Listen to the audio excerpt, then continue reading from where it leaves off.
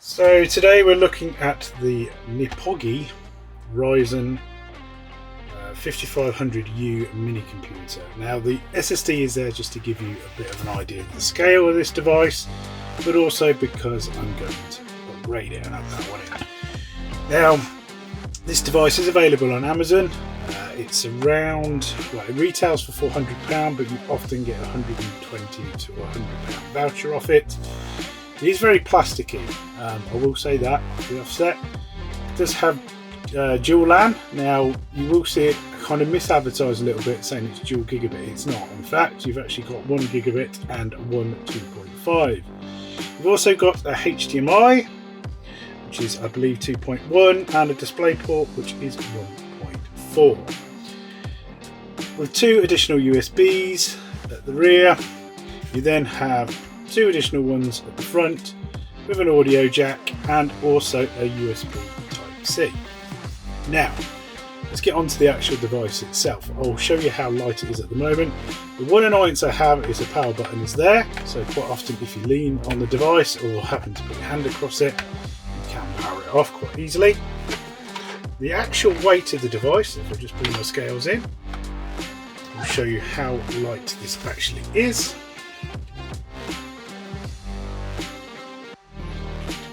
Set that to grams because I know it's going to be a lot. We'll pop that on. We're talking about 500 grams, so less than a kilogram, or half of a kilogram roughly. That gives you kind of an indication of how light the device is. Now inside this device we do have the 5500U, which is based on the Zen 3 architecture. It does have 6 cores and 12 threads.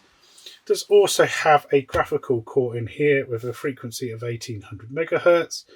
The actual base frequency is around 2.1 and it bursts to 4 gig.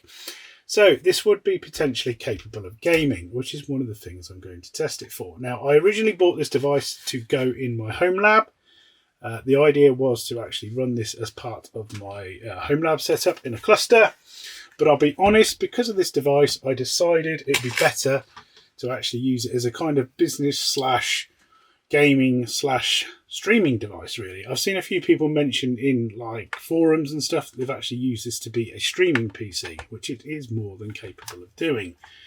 Obviously, it doesn't have a an Intel, so you're missing out on some potential solution there.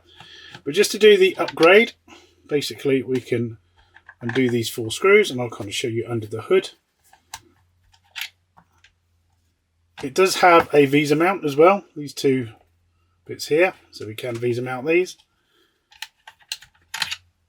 And we'll be able to lift off the back. Now, I will say this cable wasn't attached when I bought it. It was in the box, so you may have to find it. But inside we've got our NVMe. I believe it is only a PCIe 3, because when I've tried to put a 4 in, I've had a few challenges. It does also come with 16 gig of RAM, which is DDR4, which is quite good. Let's actually look at the correct specs of it. It's actually running at 3200, so not too bad at all, to be honest. Now, to do the upgrade is quite simple. It's not very obvious. You do need to actually look around the device a little bit, but basically on the rear of this, there is some standoffs with some little peg holes. So what it's wanting you to do is basically connect this into there. So all I'm doing is just putting a standard Corsair 1 terabyte I've got in, and then make sure that we've got the front. At the front, pop in the pegs.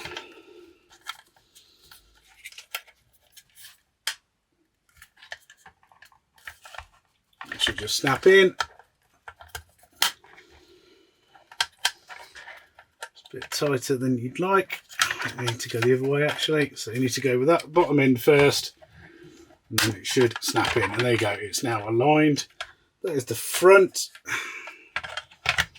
and there we are. That's the upgrade done. Obviously I'll need to go into Windows and manage that device. Now it does come with Windows 11 installed. I did notice a problem with my installation, so I did have to reinstall it, and that's where I found out that the second NIC is actually 2.5 because when I was trying to just install the one, it wasn't having it, and I needed to find the correct driver. I will list the drivers in the description at a later date, so just in case you do happen to rebuild this, you can pick it up.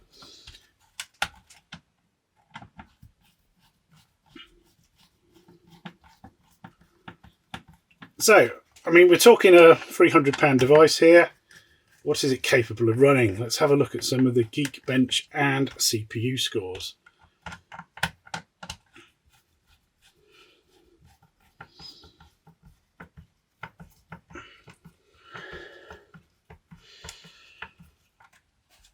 One final thing to mention is the actual power supply itself that comes with it. It is external, as you'd expect, but it is one of those standard kind of laptop size ones, so it's not that obtrusive and not that heavy either.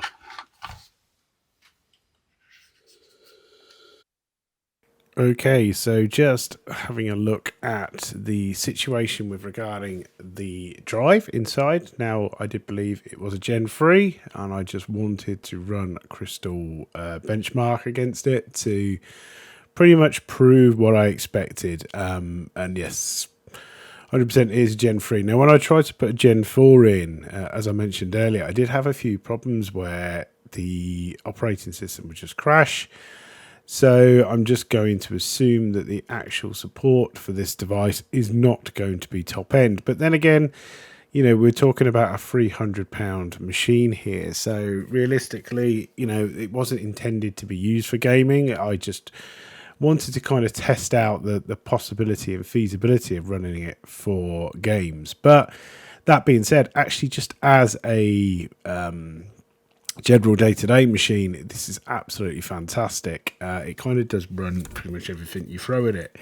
Now, I did want to run 3D Mark on it just to kind of get a bit of a feel. Now, one of the things I need to mention is I couldn't get my external capture card to work for some reason. Had previously, but for some reason this time round didn't want to, so I am using OBS in the background, which probably is throttling some of the speeds a little bit, particularly when I do some GPU tests later. But you'll probably see once this is finished, I have sped this up dramatically, that come the end, it still has very, very reasonable performance. Now, bearing in mind, these devices are basically laptop CPUs.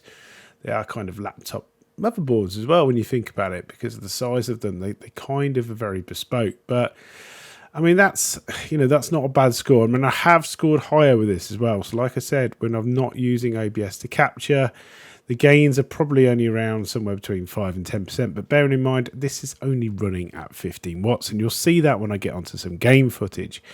So two of the games to kind of test on this system are probably GTA and Doom and Eternal.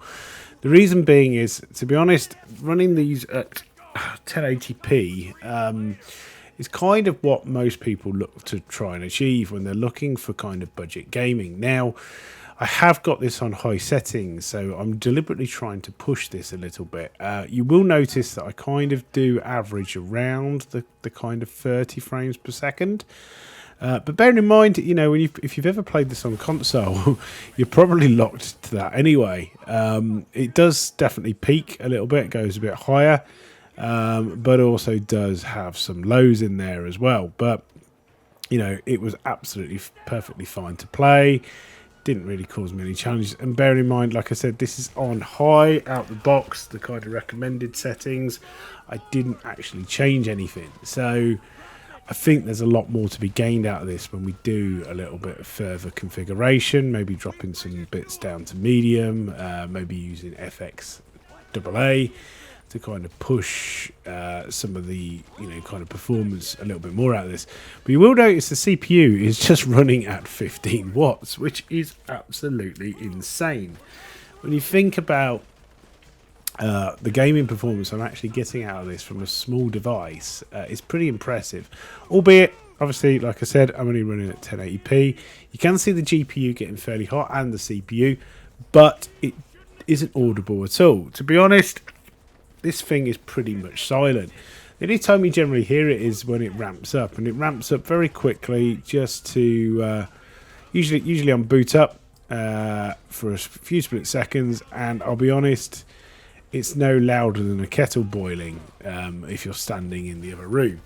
Not being said that it is boiling, but then you look at the GPU and CPU and you're probably thinking, wow, that's particularly hot.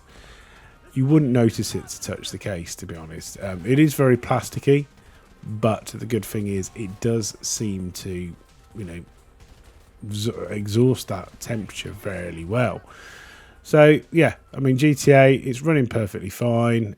Could tweak it around a little bit more to make it better, but that works perfectly fine from my point.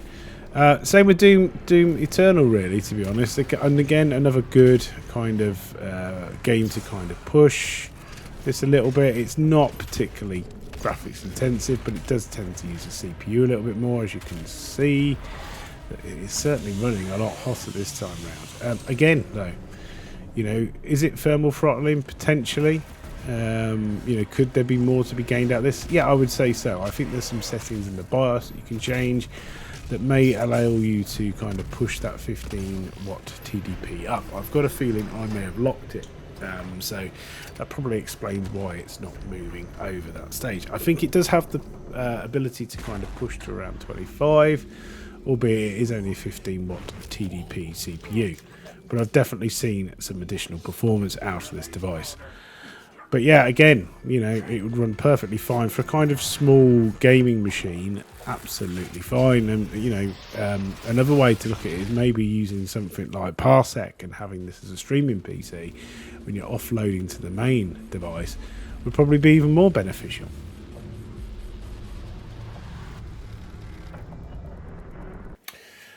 So what a wonderful little device that is, and there are many of these on the market, and they're generally sold by different vendors. Mine was a Knee Pro. You might find them under different ones, particularly in the States. I noticed that they definitely come under a different brand. They're all pretty much the same though. Those AMD Ryzens are actually pretty decent for bang for your buck. If you're paying around £300, I certainly wouldn't want to pay the full 400. That being said, for something that idles at anywhere less than 15 watts, is actually pretty unbelievable. Now, my use case was to buy that to be a business PC. Gone are the days of wanting a full-blown desktop, like you might have in an old business environment where they're drawing 75 watts from the wall constantly, even at idle.